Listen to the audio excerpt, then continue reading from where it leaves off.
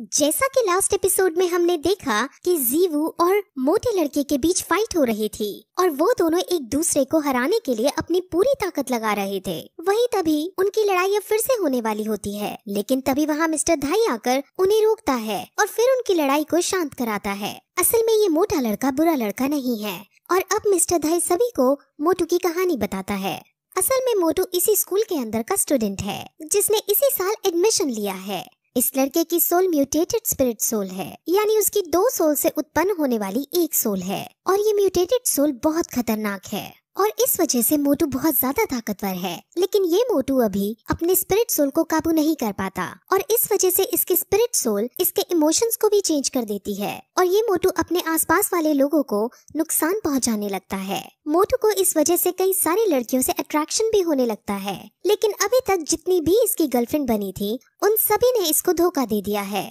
जिस वजह से मोटू बहुत परेशान रहता है। लेकिन हाँ, इसकी स्पिरिट सोल को सिर्फ एक चीज से काबू किया जा सकता है और वो चीज है इसको भरपेट खाना खिलाना।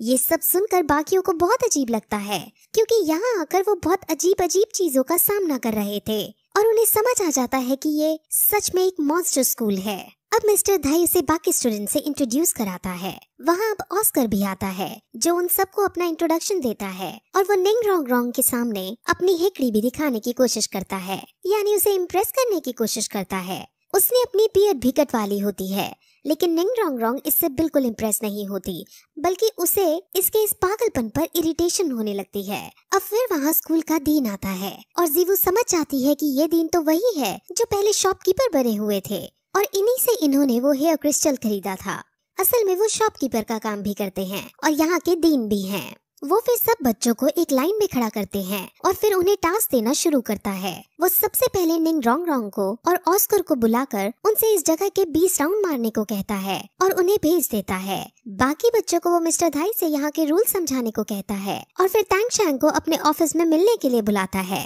वहाँ वो थोड़ी ग्रैंड मास्टर के बारे में बातें करते हैं और टैंग शैंग ग्रैंड मास्टर का अप्रूवल लेटर दिखाता है जिसमें बेसिकली ये लिखा था कि टैंग शैंग को श्रेक स्कूल में पढ़ने की अनुमति दे दो। वहीं दूसरी तरफ अब हमें निंग रोंग रोंग के ट्राइब को दिखाते हैं जो निंग रोंग रोंग के घर से भाग जाने वाली बात से काफी नाराज थे। उन्हें जब ये पता चलता है कि वो श्रेक स्कूल में पढ़ रही है तो उन्हें बहुत गुस्सा आता है क्योंकि उन्हें ये लगता है कि वो खुद श्रेक स्कूल से अच्छी एजुकेशन उसे दे सकते हैं। वहीं ऑस्कर और निंग रोंग रोंग जो राउंड लगा रहे थे उसमें ऑस्कर अपनी सोल पार से सॉसेज बनाकर उसे देने की कोशिश करता है क्योंकि निंग रोंग रोंग ने सुबह से कुछ नहीं खाया था, लेकिन निंग रोंग रोंग एटीट्यूड में उसके सॉसेज को मना कर देती है और उसको पीछे छोड़ आगे निकल जाती है। वहीं निंग रोंग रोंग के ट्राइब वाले अपने आदमियों को निंग रोंग रोंग को वापस बुलाने के लिए भेज देते हैं। अब फिर कुछ देर बाद फिर से सभी बच्चे उसी लाइन में आकर खड़े होते हैं और अब डीन उन्हें उनके 20 राउंड के पूरे होने के बारे में पूछता है, जिस पर ऑस्कर तो कहता है कि उसने 20 राउंड कंप्लीट कर लिए हैं,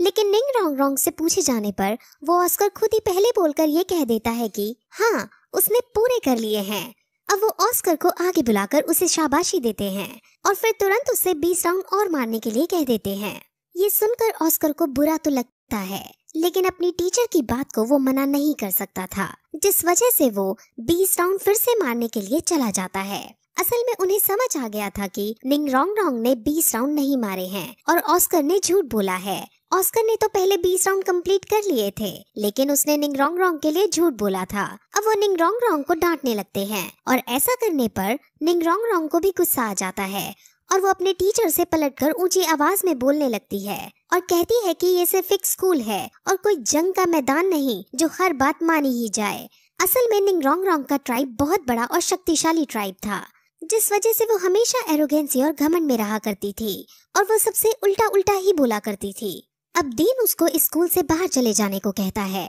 और मिस्टर धाई से इसका सामान पैक करने को कहता है, जिस पर निंग रोंग रोंग धमकी देती है कि अगर ऐसा करने की कोशिश भी की तो मेरे ट्राइब वाले तुम्हें छोड़ेंगे नहीं। लेकिन डीन इसकी बातों से नहीं डरता और उसे पलटकर कहता है कि तुम आखिर क्या कर सकती हो, तुम यहाँ सबसे कमजोर लड़की हो और तुम्हें शुक्र मनाना चाहिए कि हमने तुम्हें एडमिशन दे रखा है। अब निंग रोंग रोंग को ये बात बर्दाश्त नहीं होती क्योंकि उसके अकॉर्डिंग वो बहुत शक्तिशाली थी, लेकिन जब वो अपने पास खड़े टैंग शैंग, जीवू, मोटू, मिस्टर धाई और कैट गर्ल को देखती है तो उसे भी अपने आप को कमजोर महसूस लगने लगता है। लेकिन फिर वो ऑस्कर को देखती है और उससे ज्यादा तो वो ताकतवर होगी ही ये सोचने लगती है। लेकिन डीन उसे बताता है कि ये ऑस्कर भी अपनी फुल सोल पार रखता है और अपने फील्ड के लोगों के बीच ये सबसे ताकतवर है। अब निंग रोंग को समझ आ जाता है और वो उदास होकर रोते रोते वहाँ से भाग जाती है। अब फिर शाम को डीन उन सभी को बाहर शहर में घुमाने ले जाता है और थोड़ा घूमने के बाद उन्हें एक रिंग के अंदर ले जाया जाता है जहाँ दो योद्धाओं के बीच कंपटीशन हुआ करते थे। इस जगह का नाम सोल एरिना है और यहाँ लोग अपनी अपनी फाइटिंग स्किल्स का यूज करके एक दूसरे को हराते हैं। असल में यहाँ जीतने वाले को अलग अलग बैजेस दिए जाते हैं और डीन उन सभी को ये कहता है कि तुम्हें श्रेक स्कूल से ग्रेजुएट होने के लिए कम से कम सिल्वर बैज तो यहाँ हासिल करना ही होगा। अब वो लोग अंदर जाते हैं जहाँ मिस्टर धाई उन सभी को ये बताता है कि वो 29 मैचेस जीते हैं और 27 मैचेस हारे हैं, जिस वजह से उसका स्कोर 2 है। अब मोटू अपना स्कोर बताता है और उसका स्कोर 9 है। असल में मोटू की सोल पार कम है, इसलिए उसके पास कम ताकतवर योद्धा आते हैं, लेकिन क्योंकि मिस्टर धाई की सोल पार ज्यादा है इसलिए उसके पास बहुत ज्यादा ताकतवर योद्धा लड़ने को आते हैं। अब फिर जीवू और तांगशान अपना अपना नाम लिखवाने के लिए काउंटर पर जाते हैं और वो 2 वर्सेस 2 के लिए अपना नाम लिखवाते हैं और उनकी टीम का नाम सांगवू रखा जाता है। अब फिर रिंग के अंदर सबसे पहले जीवू और एक दूसरे योद्धा को लड़ने के लिए बुलाते हैं और उन दोनों की फाइट अब शुरू की जाती है। ओपोनेंट के पास आयरन राइनो की सोल पार थी और वो बहुत ताकतवर था, लेकिन जीवू भी कम नहीं थी। जीवू बिना सोल पार का यूज किए उस पर हमला करती है और कुछ ही देर की शानदार फाइट में जीवू अपनी स्किल का यूज करते हुए उसे मार गिराती है और इस मैच की विनर बन जाती है। अब अगला match Tangshan versus cat girl होना है और अब उन दोनों को रिंग के अंदर बुलाया जाता है। तांगशान जानता था कि कैट गर्ल की एबिलिटी उसकी स्पीड है, जिस वजह से वो उसकी स्पीड को रोकना चाहता है और अब वो ऐसा करने के लिए उसको फंसाने के लिए एक केज बनाने लगता है और उसके चारों तरफ ब्लू सिल्वर प्लांट बिछा देता है। अब कैट गर्ल उसके अंदर फंस जाती है और ये देखकर मिस्टर धाई को बिल्कुल अच्छा नहीं लगता। असल में मिस्टर धाई कैट गर्ल को पसंद करता था और वो कैट गर्ल को जीतते देखना चाहता था। अब केज के अंदर तांगशान कैट गर्ल को पकड़ने की कोशिश करता है, लेकिन कैट गर्ल उसके दाव से बच जाती है और वो ऊपर से कूदकर बाहर निकलने की कोशिश करती है। और इस फॉर्मेशन को देखकर मिस्टर धाई को समझ आ जाता है कि असल में तांगशान कैट गर्ल को केज के अंदर बंद नहीं करना चाहता था, वो तो जमीन में अपने ब्लू सिल्वर प्लांट को बिछा देना चाहता था ताकि जब ये आसमान में उड़कर मारे तब नीचे से ब्लू सिल्वर प्लांट इसके पैरों को पकड़ ले और इसको बंदी बना सके। और फिर ऐसा ही होता है और जब कैट गर्ल नीचे से ऊपर उछलती है तब तांगशान नीचे से उसको पकड़ लेता है और वो उसको बंदी बना लेता है, जिसके बाद तांगशान को विनर घोषित कर दिया जाता है। कैट गर्ल इस हार से निराश हो जाती है, लेकिन मिस्टर धाई उसे सांत्वना देते हैं कि ये जगह एक प्लेन जगह थी और तुम्हारी एबिलिटी पेड़ों पर चढ़कर मारने की है, जिस वजह से तुम्हें यहाँ हारने पर उदास नहीं होना चाहिए। अब फिर 2 वर्सेस 2 राउंड शुरू किया जाता है, जिसमें एक टीम में जीवू और तांगशान रहते हैं और दूसरी टीम में 2 हैमर सोल पार के भाई रहते हैं। उसमें से एक आयरन टाइगर है और दूसरा आयरन ड्रैगन है और वो दोनों ही बहुत ज्यादा शक्तिशाली हैं। वो दोनों रैंडम स्किल हैमरिंग का यूज करके तांगशांग और जीवू पर हमला करते हैं और हालांकि तांगशांग भी उन पर हमला करता है, लेकिन वो दोनों भाई बहुत ज्यादा शक्तिशाली थे और तांगशांग उनका कुछ नहीं बिगाड़ पाता और लड़ाई के बीच उनमें से एक भाई तांगशांग पर हैमर से वार कर देता है, जिस वजह से तांगशांग बहुत घायल हो जाता है। हालांकि वो घायल होने से पहले उन दोनों को अपनी ब्लू सिल्वर प्लांट के अंदर फंसा देता है। जीवू तांगशांग को घायल देख बहुत गुस्से में आ जाती है और वो अब सीरियस होकर उन दोनों के ऊपर अपनी ब्लेड फेंकती है। लेकिन ये मैच सिर्फ एक कंपटीशन था जिसमें हार जीत तो होनी ही थी, लेकिन जीवू के फेंके हुए ब्लेड उन दोनों की जान ले सकते थे, जिस वजह से तांगशान अपना हिडन वेपन उनकी तरफ फेंक कर उन्हें मरने से बचा लेता है और फिर वो दोनों भाई इनकी ताकत को देखकर खुद ही अपनी हार एडमिट कर लेते हैं और शानवू को अब विनर घोषित कर दिया जाता है। लेकिन इस लड़ाई के बाद तांगशान को समझ आ जाता है कि इस दुनिया में और भी बहुत सारे शक्तिशाली योद्धा हैं और उसे ट्रेनिंग करने की जरूरत है। अब फिर वो सब बाहर आते हैं और आज मिस्टर धाई ने कैट गर्ल को प्रपोज करने का प्लान बनाया होता है, लेकिन मोटू सबके सामने ये बात कह देता है, जिससे मिस्टर धाई की अच्छी वाली बेइज्जती हो जाती है और कैट गर्ल उसे एक आवारा लड़का समझ वहाँ से चली जाती है।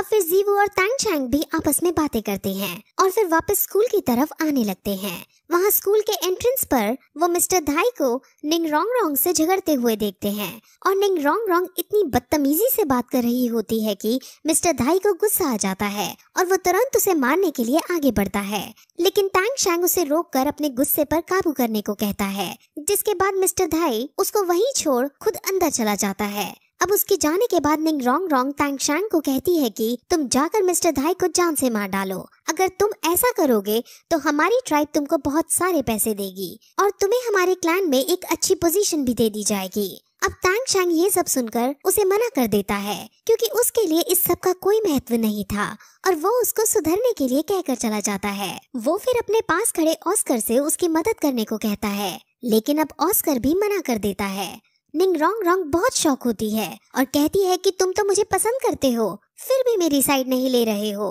ऐसा क्यों? जिस पर ऑस्कर कहता है कि तुमने बार बार बोलकर मुझे ये एहसास करा ही दिया कि तुम एक बहुत बड़े परिवार से हो और हम सब तुम्हारे सामने एक तुच्छ से व्यक्ति हैं और मुझे अब खुद भी लगता है कि मैं तुम जितनी बड़े घराने की लड़की के लिए नहीं बना हूँ। अब निंग रोंग रोंग को अपनी गलती का एहसास हो जाता है और हालांकि वो पलटकर तो कुछ नहीं बोलती, लेकिन उसे समझ आ जाता है कि अगर उसने अपना बिहेवियर आगे नहीं सुधारा तो उसका कोई दोस्त नहीं बनेगा और अब वो जोर जोर से रोने भी लगती है। अब अगले दिन फिर से सभी बच्चे स्कूल के अंदर एक लाइन में खड़े होते हैं और वहाँ फिर से ऑस्कर आने में लेट हो जाता है और जब वो आता है तो डीन उस पर गुस्सा करने ही वाला होता है कि तभी ऑस्कर खुश होते हुए उन्हें ये बताता है कि मैंने आज सुबह ट्रेनिंग की थी और आज मेरी सोल पार 30th रैंक पर पहुंच गई है। अब ये सुनकर डीन बहुत खुश होते हैं और बाकी बच्चे भी उसे कांग्रेट्स कहते हैं क्योंकि फूड सोल पार को रैंक 30 पर पहुंचना बहुत मुश्किल वाली बात थी। अब रैंक 30 से आगे बढ़ने के लिए उसे अपनी सोल पार में स्पिरिट रिंग ऐड करनी है और इसीलिए उसे एक बीस्ट को मारना है। इसलिए डीन उन सबको ये ऑर्डर देता है कि तुम सब आज जंगल जाकर बीस्ट को मारोगे ताकि ये उसके अंदर से स्पिरिट रिंग को हासिल कर सके। अब वो इस बात की सेलिब्रेशन के लिए ऑस्कर से सबको एक एक सॉसेज देने को कहता है और वो खुश होकर सॉसेज बनाने लगता है, लेकिन कोई भी उसका सॉसेज नहीं खाना चाहता था। लेकिन जब उसका सॉसेज बनकर रेडी हो जाता है तो अब सबसे पहले निंग रोंग रोंग उसके सामने आती है और उसके दोनों सॉसेज खा लेती है और ये देखकर सब बहुत शॉक होते हैं। अब फिर वहाँ मिस्टर जाओ भी आते हैं और वही इनको जंगल ले जाने वाले हैं। अब सब मिस्टर जाओ की गाइडेंस में जंगल के अंदर शिकार करना चालू करते हैं, लेकिन उन्हें अभी कोई पीस दिखाई नहीं देता। वहाँ एक जगह ऐसी भी आती है जहाँ ऑस्कर चलते चलते खाई में गिरने लगता है, लेकिन निंग रोंग रोंग उसे बचा लेती है और अब निंग रोंग रोंग की तरफ से भी हमें एक रोमांटिक एंगल देखने को मिलता है। अब जंगल में घूमते घूमते वो दूसरे टाउन में आ जाते हैं और वो यहाँ एक रात रुकने का डिसाइड करते हैं। फिर वो सब इस टाउन के अंदर एक रेस्टोरेंट के अंदर खाना खाने लगते हैं और वहाँ एक और स्कूल के बच्चे खाना खाने आते हैं। उस स्कूल के बच्चे बहुत शरारती थे और उनको हमेशा कोई ना कोई पंगा चाहिए ही होता है। श्रेक स्कूल वाले बच्चे भी समझ जाते हैं कि अब यहाँ पंगा होने वाला है। दूसरे स्कूल के बच्चे पहले तो उनके ऊपर वेटर का खाना गिराने की कोशिश करते हैं, लेकिन टैंग शैंग अपनी तेज स्पीड का परिचय देते हुए उस खाने को रोक देता है और फिर वो स्कूल वाले बच्चे मिस्टर धाई के पैर में चोट मारने की कोशिश करते हैं, लेकिन मिस्टर धाई खुद इतने स्ट्रॉन्ग थे कि दूसरे स्कूल वाले बच्चों को ही चोट लग जाती है। अब दूसरे स्कूल का लीडर खड़ा होता है और उनके स्कूल के बारे में उनसे पूछता है और जब उन्हें उनके स्कूल का नाम पता चलता है तो वो उन पर बहुत हंसते हैं क्योंकि वो बच्चे जिस स्कूल से थे वो बहुत अमीरों वाला स्कूल था। अब फिर उनमें लड़ाई होने लगती है जिसमें स्कूल के बच्चे श्रेक स्कूल के बच्चों से लड़ते हैं, लेकिन श्रेक स्कूल की जीवू ही उन पर भारी पड़ने लगती है और अब दूसरे स्कूल के लीडर को भी गुस्सा आ जाता है और अब दोनों स्कूल के बच्चे एक दूसरे को गुस्से से देखते हैं और इसी के साथ ये एपिसोड यहीं खत्म हो जाता है।